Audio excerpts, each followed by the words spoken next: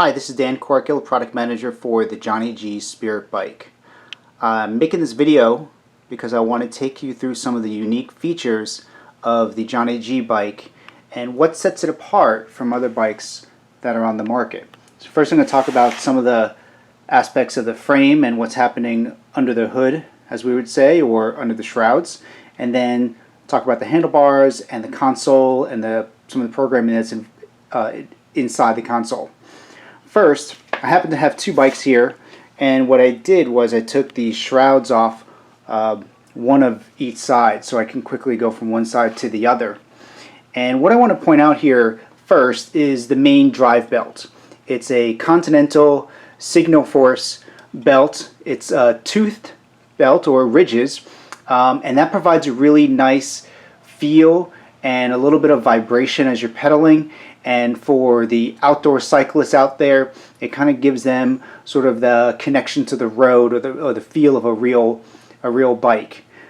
We chose to go this route versus a poly V belt because we wanted there to be a little bit of interaction with the bike through sound as opposed to whisper quiet with a poly V.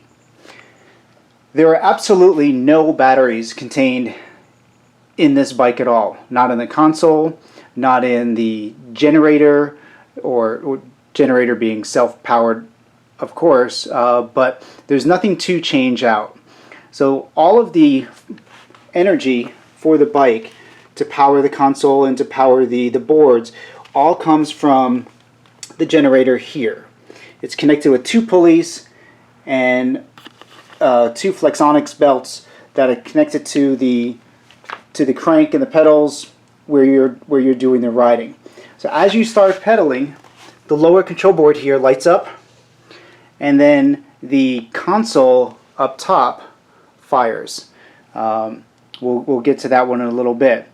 But one of the things you can see with the shrouds off is really a lot of the simplicity. There are not a ton of computer boards like there are in some of the other bikes that are out there. There's one lower control board here.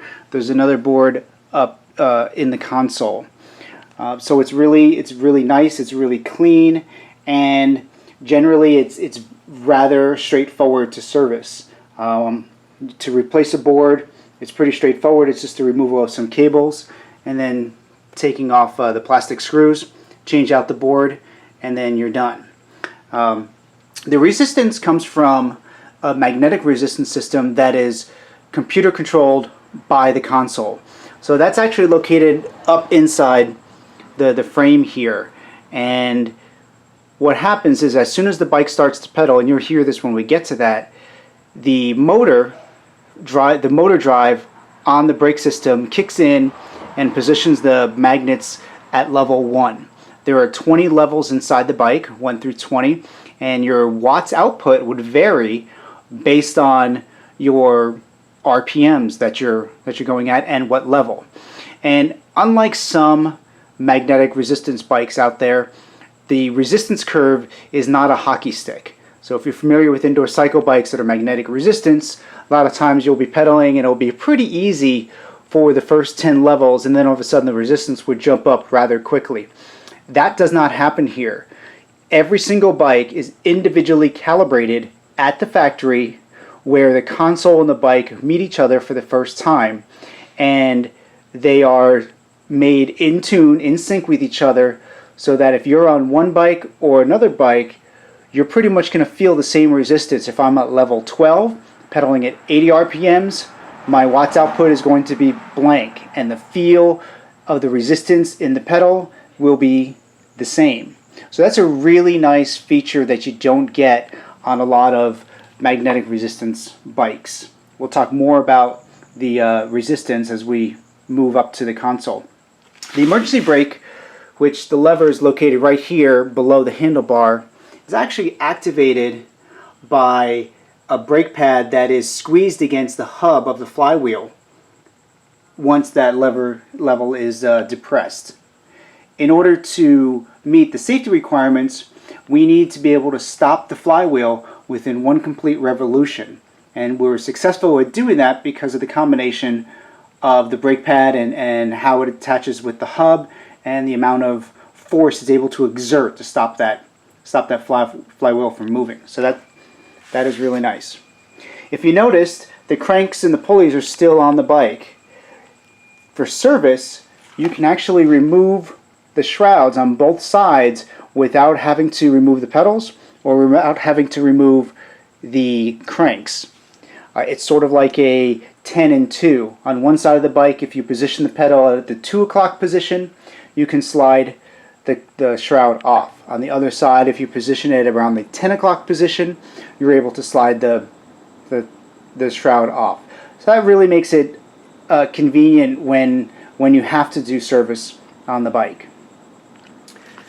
Okay, so we're going to take a trip up, and we're going to look at the consoles and the handlebars and what's going on up there.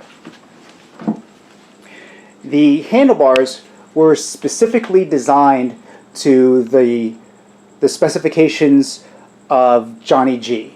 Johnny has just a huge portfolio or resume when it comes to outdoor riding, and he really knows what feels good and what hand positions should feel like, and how the console or how the handlebars will interact with the rider.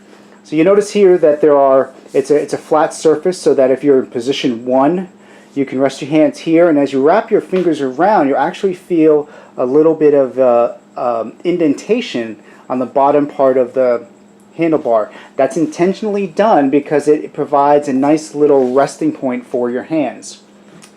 Position 2 and 3, where you have where you're maybe coming up out of the saddle and going back down again, or you're actually standing and cycling out of the saddle, you have well-positioned handles for that. And then the drops here, if you're seated or if you're standing and your hands are on the drops, it doesn't feel like you're really crouched over a lot and sort of in an uncomfortable position. Actually, it feels really nice to do some sustained pedaling in that position, whether you are in the saddle or whether you're up. Here we have our resistance adjustment. Now, you probably saw a peek of it when I was talking about the handle here. We have resistance adjustment control at the front of the handlebar, so when you're seated in the saddle and you're at position 1, you can easily adjust the resistance at these 2 buttons here. The play key is really more, it's like your enter key on your computer, kind of what locks in a program or locks in a setting as you're making changes on the bike.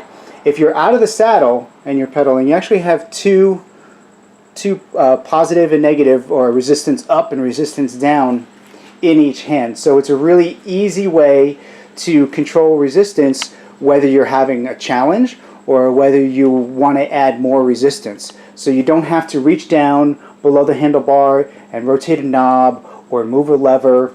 It's easy as just pressing a button. That's really nice. As I climb onto the bike and we look at the console, the design intent for the console was to make it feel like it's supposed to belong in a fighter jet. In fighter jets, there's what's called a heads-up display, and really what that is, and I'm not a pilot, but that is really all about being able to see all of the important or pertinent data at one glance. So as I start to pedal, you heard that little whine sound. That's actually the motor becoming engaged and lighting up. And as soon as the console starts, you saw it said Johnny G Method, the Ride of Truth. And the first thing that occurs when you start pedaling is you're put into this warm-up mode. The warm-up mode is like the manual mode in that you can do all the things you want to do. You can pair your heart rate. You can change levels. Okay, I can go faster, slower. On the console, you see, starting from the left, going across, is the level, RPMs, the time, and distance. On the bottom, that is my watts output. So I'm at level 4, pedaling at 71 RPMs, and my watts are 75. Okay, Once I pair my heart rate strap, these dashes down over here get replaced with a heart rate. Now you notice that the console just flashed warm up, press play when ready to go. Like I said, this is the warm up. This is the time where you sort of loosen up, get in tune, sync your heart rate strap with the console if that is your desire, and basically prepare yourself to do exercise. And if you're in a class situation, your instructor will probably guide you guys through when to hit play, or if you're going to go into a program, or whatever the goal for that class is that day. So I am wearing my heart rate strap, and I'm going to take you through pairing your heart rate with the console. Okay, we're going to go into the program mode, and I'm going to do that by holding down on the play key here for 3 seconds. The first thing that pops up, pair heart rate device. I'm wearing my strap, I want to pair, I'm going to hit play. The console is going to scan for heart rate straps, and then it will tell you how many are found, and then ask you if you want to pair. Now I happen to be wearing a MyZone strap, and it's ideal if you're familiar with the code on the back of the chest fob, so that you know that it's your strap. The other number to be familiar with ideally is your ANT plus number, which is shown here. So the console said that it found 2 heart rate signals. This was the first one. This is the ANT plus. I actually know this is my ANT plus number. To look at the other ones, I would press on either the plus or the minus key. Okay, and it says MyZone, and that is actually my MyZone number as well. If you notice this little number down here, -46 dBm. dBm stands for decibel meters, and generally speaking, the lower the decibel meter number, the more likely that it is actually your strap. But don't get confused or caught off guard, because what can happen, and happens to every single bike out there, is that if I'm in a class and the bikes are packed really closely together, the person that's in front of me, if they're sitting up tall in the saddle, they may actually be closer to my console than I am. That's just the way it is. So that's why it's ideal to know your ANT plus number or your MyZone number, so that as you scroll through things, especially if the bike picks up 20 sensors in a class, then you know it's yours. So I can choose either one of these. I'm going to choose my MyZone. Once I press enter, the console will ask me my age. The default is 35. So I'm going to go with that one. It's then going to display my max heart rate, and I'm going to enter. Okay, I'm still in the warm-up mode, as you can see from the console just said. But if you notice now in the lower right part of the console, it has my heart rate, and there's another light flashing. That is the heart rate LED light. And why that's important is, as you're going through different levels of resistance or cardio training on your bike, that light is going to change colors. Right now it's white. It'll go blue, green, yellow, and red. And if you're familiar with MyZone, those are the same colors and the same percentages of heart rate that MyZone uses. So if you happen to be in a facility that has MyZone screens in there, in the indoor cycle room or throughout the facility, these numbers will be the same. Okay. Now, again, I'm still in the warm-up mode. Let's leave the warm-up and go into one of the programs, and that would be the heart rate zone program. So I'm going to press play, and we're going to leave warm-up now.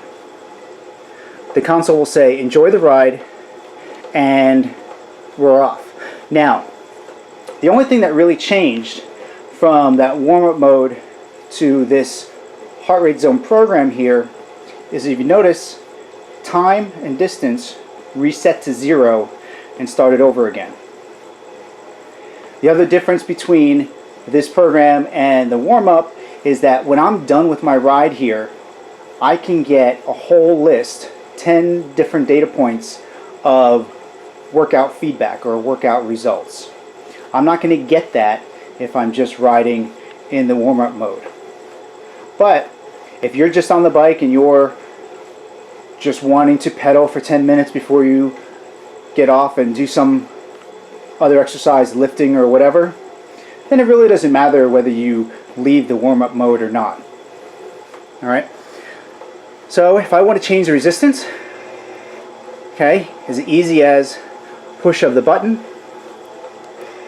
and if I want to go up or down. Now, if I'm going through a climb, and I'm not going to be doing any of that while I'm doing this video, but if I'm going through a climb and I'm bringing myself up to level 12, 13, 14, and then I'm beat and I need to decrease that resistance quick, all I'm going to do is hold down on this negative key, and you may have seen it, it just quickly decreased the resistance down to level